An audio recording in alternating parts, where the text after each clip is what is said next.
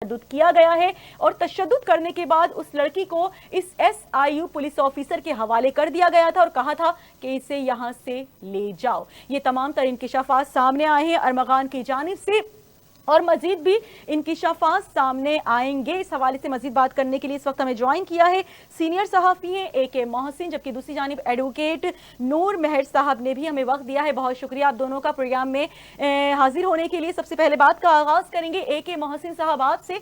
AK Mohsin, इतना ज्यादा मतलब क्या कह सकते हैं कि अरमगान इतना जालिम शख्स था कि मजीद जो जो इंकिशाफात सामने आ रहे हैं, मुनशियात का तो एक अलग ही रैकेट सामने आ चुका है कि वो मुनशियात का आदी था, लेकिन जिस बहिमाना तरीके से उसने मुस्तफा को कत्ल किया है, क्या कहेंगे आप? मजीद कौन कौन से इंकिशाफात सामने आएंगे आप?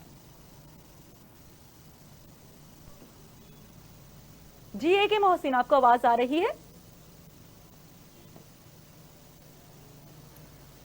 AK मोहसिन, आप मुझे सुन सकते हैं?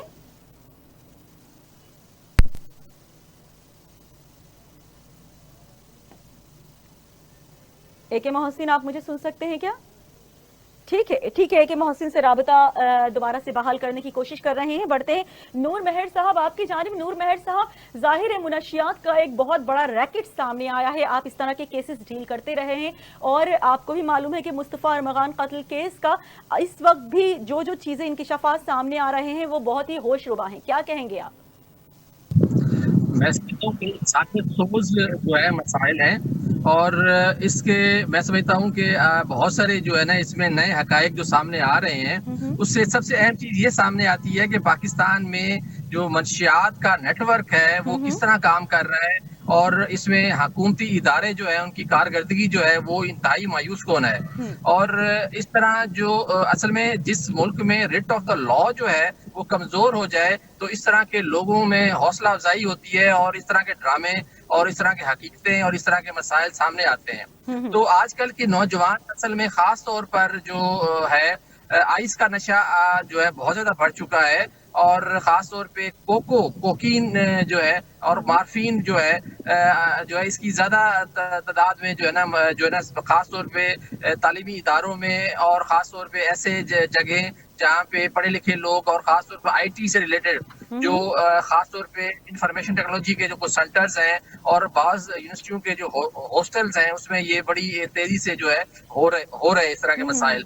तो अब खास इस पर्टिकुलर इस केस में तो जो है इस तरह का जो अहम चीज सामने आ रही है वो ये है कि मंशियात के चक्कर में ये मुल्जिम बचने की जो है ना कोशिश ना हो। अच्छा, इसमें जो है वो मंशियात का आदि शो करके या जैसे कहते हैं जी शराब के उसमें तो कत्ल की वो जो एक है वो चीजें थोड़ी सी बदल जाती हैं। अच्छा। तो मैं समझता हूँ कि इसमें जो है कानून के तकाजे जरा मुख्तलिफ अंदाज में होने चाहिए और खास तौर पे जो मंशियात का धंधा है इस पे हुकूमतों को वफाकी हुकूमत को खास तौर पे एक्शन लेना चाहिए और हमारे जो अस्करी इदारे हैं वो भी जो है इस पे आगे आए क्योंकि ये ना नौजवान नस्ल के लिए तबाही का सामान पैदा हो रहा है और खास तौर पे सोशल मीडिया के जरिए आइस का नशा कोको का नशा आम होता जा रहा है और हॉस्टलों में और खास तौर पे फीमेल्स में खवातीन में भी जो है ये नशा जो है इतनी तेजी से बढ़ रहा है कि जो है खास तौर पे डांस पार्टीज जो हैं वो आम हो चुकी हैं और इस चीजों पे हमारी नूर महर साहब, जिस तरीके से साहिर हसन को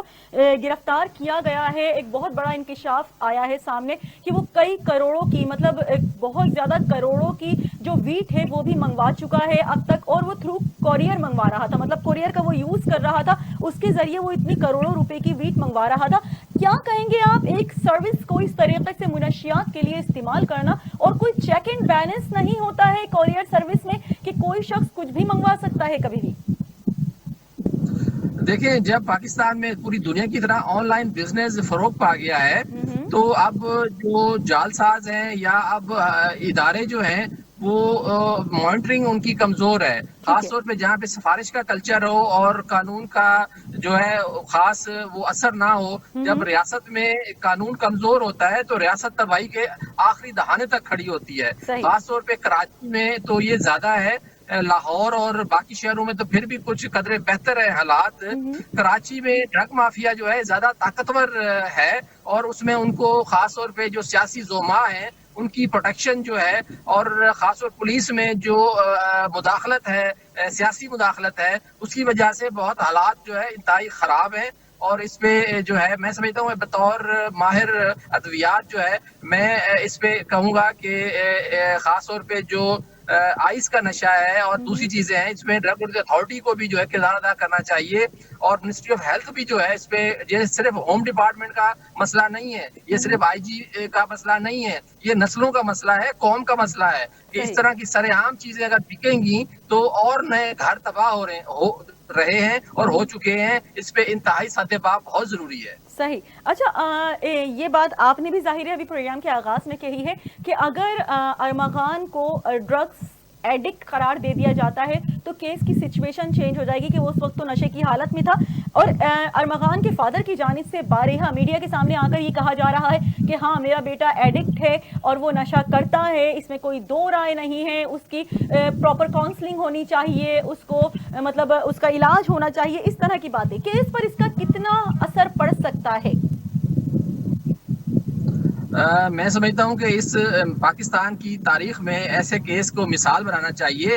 چاہے وہ نشے کی حالت میں بھی ہے تو اس پہ 302 اور 304 جو ہے اس پہ لگتی ہے. اس میں قتل خطا کا جو ہے پی پاکستان پینل کوڈ میں نہیں لگتا. تو میں سمجھتا ہوں کہ یہ خطا نہیں ہے، یہ ایک پلانڈ اور ایک قتل کیا گیا ہے اور ایک معصوم انسان کی جان لی گئی ہے اور اتنی تباہ کن انتہائی انسانیت سوز واقعہ یہ پیش آیا ہے جس پہ انسانیت شرما رہی ہے. اور اس طرح کے حیوان درندے کو اگر کسی بھی طرح کسی بھی عدالت نے اگر کوئی اس طرح کا کوئی معاملہ سامنے آیا تو ہم مطلب کہ ایز اے بطور قانون ایکسپرٹ بھی اور خاص سوشل میڈیا ایکٹیوسٹ بھی اور خاص طور پہ سماجی کارکن کے طور پہ بھی ہم اس کا جو ہے بھرپور اس کے اگینسٹ کھڑے ہوں گے کہ مجرم کو سزا ضرور ملنی چاہیے. ٹھیک ہے، مجرم کو سزا ضرور ملنی چاہیے. ٹھیک ہے، اے کے محسن ہمارے ساتھ اس وقت جوائن کر چکے ہیں. ہمیں اے کے محسن آپ کی جانب بڑھیں گے. آپ سے ہم پوچھنا چاہیں گے، ظاہر ہے کیس میں مزید پیش رفت ہو چکی ہے، بہت بڑی بڑی چیزیں سامنے آ رہی ہیں. جس طریقے سے بہیمانہ طور پر مصطفیٰ کو ایک ریکٹ سامنے آیا کہ کتنی بڑی تعداد میں منشیات کے عادی افراد وہاں پر اور ان کے ساتھ ملوث ہیں. نہ صرف ارمغان خود بلکہ ڈی ایچ اے میں بھی ایک بہت بڑا ریکٹ چل رہا ہے منشیات کا، انٹرنیشنلی لیول پہ بھی. کیا کہیں گے